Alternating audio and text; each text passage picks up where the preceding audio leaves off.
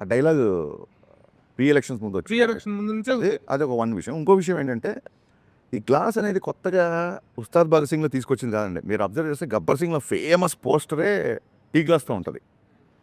అప్పుడే 2012లోనే అది పెట్టాం. ఎందుకంటే ఆ కటింగ్ చాయ్ అనేది అందరికీ తెలుసు, which represents the middle class people. Basic గాజు గ్లాస్ అనేది మిడిల్ క్లాస్. మనం బయటకి ఎక్కడికి వెళ్ళినా సరే, ఎవరు మన టీవీ ఇచ్చినా సరే యూ అండర్స్టాండ్. అండ్ నేను మొన్న చెప్పింది కూడా ఏంటంటే వీడియోలో వేరే వాళ్ళని సినిమాలో ఖచ్చితంగా హీరో ఉన్నప్పుడు హీరోని ఎలివేట్ చేసే డైలాగులు పెడతాం కదా.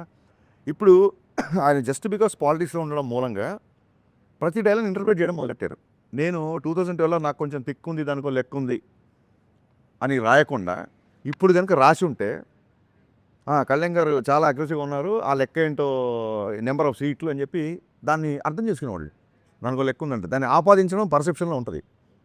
సో నేను ఆయన పర్సనల్ యాటిట్యూడ్ని గ్లోరిఫై చేస్తూ డైలాగ్ రాసాను తప్ప ఇంకోటి ఏంటంటే క్లియర్ కట్గా ఇతర పార్టీలకు కానీ, ఇతర ఒక వర్గానికి కానీ, ఒక మతం కావచ్చు, ఒక కావచ్చు, వేరే వాళ్ళకి అంటే ఆయనకు డిప్యూటీ సీఎం హోదాలు అన్నారు కాబట్టి that is the minimum responsibility we should take అని చెప్పి ఆ వీడియో రిలీజ్ చేసిన తప్ప మా హీరోని తగ్గిస్తాం ఎక్కడ చెప్పాలా.